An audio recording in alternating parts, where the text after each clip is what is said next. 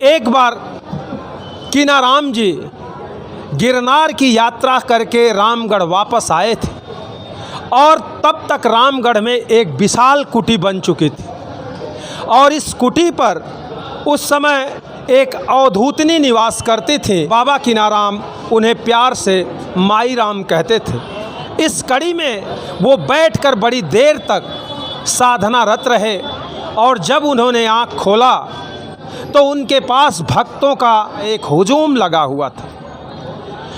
उन्होंने आँख खोलते ही मंद मंद मुस्कुराते हुए काशी में सावन के महीने में शिव के जलाभिषेक और गंगा की महिमा को बताने लगे। ये बातें सुनकर माई राम ने कहा कि कीना, रामगढ़ में पानी की बड़ी समस्या है और इस मठ में आने वाले साधु सदा शिव का अभिषेक नहीं कर पाते हैं।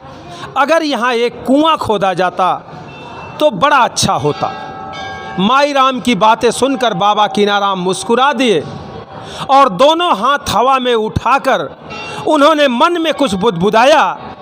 अंजलि चांदी के सिक्कों से भर गई थी और उस चांदी के सिक्के को माई राम को थमाते हुए बाबा कीनाराम ने कहा कि लो, रामगढ़ में कुआं खुदवा दो।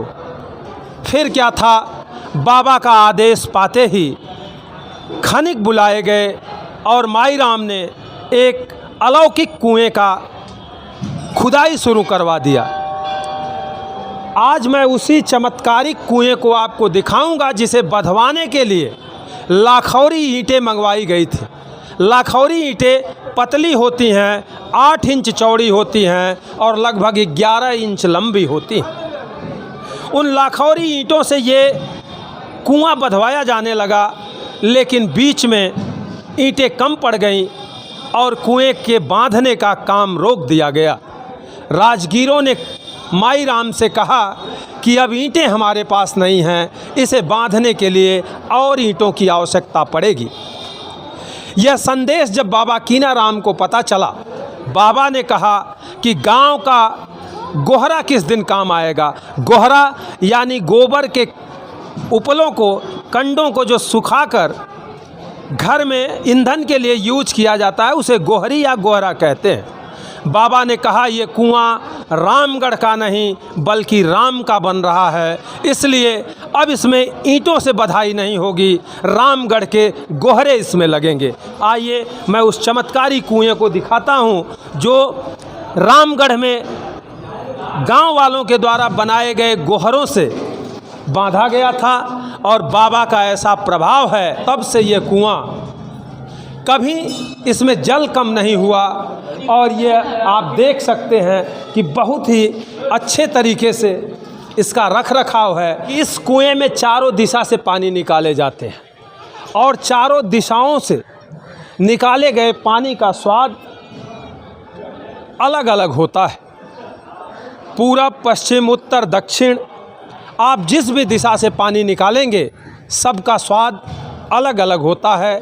यहाँ आने वाले दर्शनार्थी भक्त इस कुएं पर स्नान करते हैं और इसके जल का आचमन करते हैं। कहा जाता है कि इस कुएं के जल का प्रभाव ये है कि अगर कोई चौघड़िया रोग से तप्त हो तो उसका बुखार दूर हो जाता है। भैया ज़रा पानी निकालना, हम भी चखेंगे।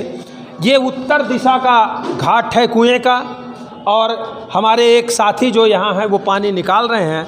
मैं उनसे कहूँगा ज़रा मुझे आचमन कराइए। आहा हा हा, बहुत ही सुंदर, मीठा, और लगता है अब हम लोगों को आरओ और मिनरल वाटर पीने की जो ज़रूरत पड़ती है, इस कुएं का पानी आप जैसी है वैसी स्थिति में अगर पिए। ये देखिए, ये लोग नहा रहे हैं जिनको किसी प्रकार का शरीर में कोई दिक्कत है या चर्म रोग है या बुखार है, चौघड़िया बुखार है, ऐसी स्थिति में यहाँ का पानी वरदान साबित होता है। दोस्तों, ये कुआं गोहरे से बांधा गया है और बाबा के चमत्कार और सिद्धियों का प्रभाव ये था कि ये कुआं गोहरे से बंधकर इतना मजबूत हो गया। मैं अपने छायाकार महोदय से कहूँगा कि ज़रा इस कुएं के पानी को भी आप दिखाइएगा अपने कैमरे को संभालते हुए कि इसका बनावट कैसा है। आप देख सकते हैं कि ये सुर्खी से प्लास्टर किया हुआ लाखौरी ईंटें लगी हुई हैं और जो गोहरा लगाया गया था वो गोहरा ईंटों में परिवर्तित हो गया। ये बाबा के चमत्कार का ही प्रभाव था।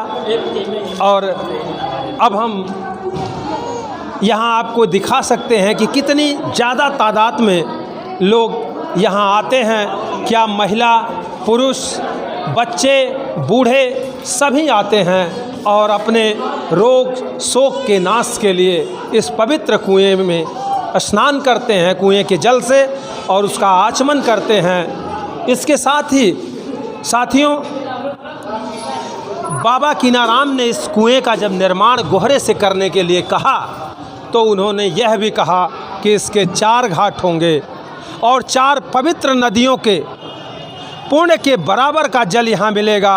यानी आदि गंगा, गोमती, गंगा, सरयू, यमुना, ये सारी जो हमारी आध्यात्मिक नदियाँ हैं उनके जल के समान इस कुएं का जल है। और इससे अभिषेक करने पर भगवान शिव भी बहुत प्रसन्न होते हैं और लोगों का दुख दूर होता है। तो अगले वीडियो में हम किसी अन्य स्थान से ऐसी ही चमत्कार और कीनाराम बाबा के सिद्धियों के प्रभाव की कथा आपको बताएंगे। यदि अभी तक आपने हमारे YouTube channel real view news को सब्सक्राइब नहीं किया है तो अवश्य कर लीजिएगा और अपना कमेंट भी हमें ज़रूर भेजिएगा। तब तक के लिए नमस्कार।